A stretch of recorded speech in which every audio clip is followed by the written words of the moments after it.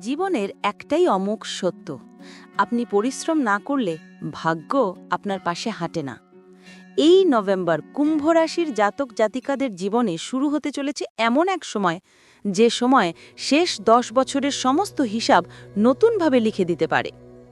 16ই November এই তারিখটি মনে রাখবেন, কারণ এই দিন থেকেই পরিবর্তন শুরু করবে আপনার কর্ম, আপনার সম্পর্ক আর আপনার ভাগ্যের নতুন অধ্যায়। গত কয়েক মাস কুম্ভরাশির জাতকদের জন্য সহজ ছিল না। June, July, August, September, October মানসিক ক্লান্তি, অর্থের সংকট আর সম্পর্কের টানাপোড়েন একসাথে এসেছে। মাথায় চাপ, শরীরে আলস্য, মনে একটাই প্রশ্ন, আমি এত পরিশ্রম করি তবু ফলটা পাই না কেন? কিন্তু নভেম্বর আসছে এক আলাদা আলো নিয়ে। এই মাসই দেবে আপনাকে পরিশ্রমের ফল, ধৈর্যের উত্তর আর ভবিষ্যতের নতুন সংজ্ঞা। সমস্যা একটাই, আপনি কাজ করছেন কিন্তু সঠিক সময় সঠিক দিক হারিয়ে ফেলছেন। রাহু এখন কুম্ভ রাশিতে, তাই মন অস্থির, সিদ্ধান্তে ঘোলাটে ভাগ। পরিকল্পনা আছে কিন্তু বাস্তবায়নের জায়গায় দ্বিধা। এই অবস্থানেই অগ্রগতির পথে আপনি বারবার থমকে যাচ্ছেন। আজ আমি বলবো নভেম্বরের প্রতিটি গ্রহের গতি, প্রতিটি ঘরের প্রভাব কিভাবে আপনার জীবনের কর্ম, সম্পর্ক আর অর্থের দিক সম্পূর্ণ ঘুরিয়ে দিতে পারে। এবং শেষে দেব 3টি কার্যকর উপায়, যেগুলো করলে আপনি নিজের ভাগ্য নিজেই গঠন করতে পারবেন। চলুন শুরু করি গোচর বিশ্লেষণ দিয়ে। এই মাসে সূর্য অবস্থান করছে তুলা রাশিতে, আপনার 9ম স্থানে। এটা নিত্যস্থ অবস্থান, অর্থাৎ প্রচেষ্টা থাকলেও প্রশংসা আসবে না। কর্মক্ষেত্রে ভুল বোঝাবুঝি, প্রচেষ্টার সঠিক মূল্য না পাওয়ার সম্ভাবনা।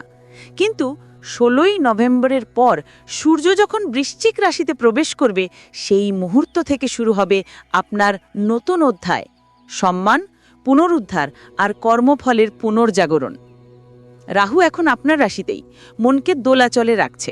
শনি আছে 2য় ঘরে, অর্থাৎ মীন রাশিতে।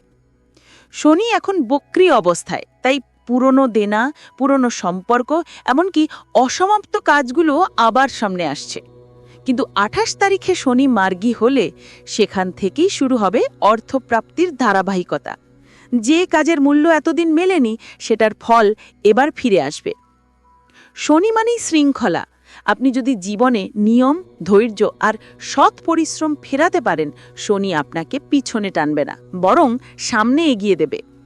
আপনি হয়তো ভাবছেন, আমি এত বছর চেষ্টা করেছি, এবার কি সত্যি পরিবর্তন আসবে? হ্যাঁ, আসবে, কারণ বৃহস্পতি এখন আপনার 6ষ্ঠ ঘরে উচ্চ অবস্থানে।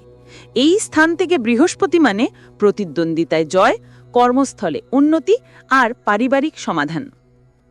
যতই বাধা আসুক, জ্ঞানের আলোয় আপনি সেগুলো পেরিয়ে যাবেন।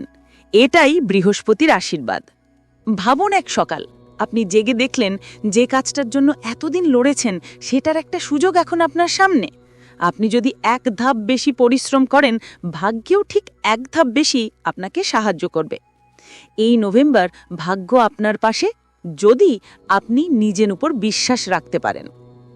16ই নভেম্বরের পর আপনার নাম আসবে আলোচনায়। নতুন সুযোগ, নতুন যোগাযোগ, নতুন সম্মান, সবকিছু ধীরে ধীরে উন্মুক্ত হবে।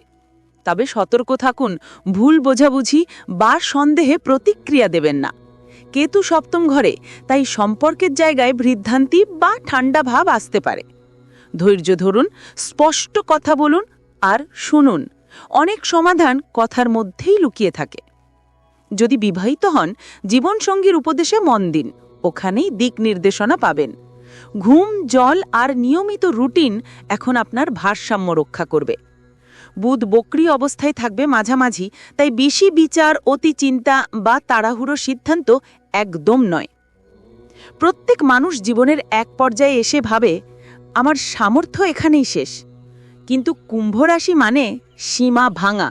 যেখানে অন্যরা থামে, সেখানেই কুম্ভ শুরু করে। এই নভেম্বরেই সেই পুনরারম্ভের সময়।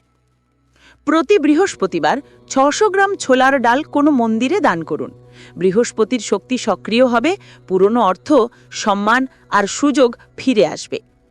প্রতি সোমবার শিবলিঙ্গে দুধ অর্পণ করুন এবং ওম নমঃ শিবায় মন্ত্র 108 বার জপ করুন। এতে মানসিক চাপ কমবে, বিপদ ও দুর্ঘটনা দূর হবে। একটি ছোট রূপোর কয়েন সামান্য সিঁদুর স্পর্শ করিয়ে মানি পার্সে রাখুন। এতে আয়ের পথ খুলবে আর ভাগ্যের স্থায়িত্ব বাড়বে। কুম্ভ রাশির জাতক জাতিকারা, নভেম্বর মাসটি কেবল পরিবর্তনের সময় নয়, এটি আপনার আত্মপ্রস্তুতির সময়। এই মাস বলছে জীবন আপনার হাতে, ভাগ্য কেবল সহযোগী। কাজে মন দিন, নিয়মে থাকুন আর বিশ্বাসে স্থির থাকুন, কারণ 16ই নভেম্বর থেকেই শুরু হচ্ছে আপনার নতুন অধ্যায়।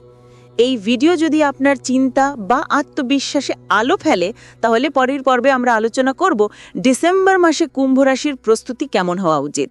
আপনি এখন কোথা থেকে দেখছেন কমেন্টে জানাবেন। জয় মা কালী, জয় বাবা লোকনাথ।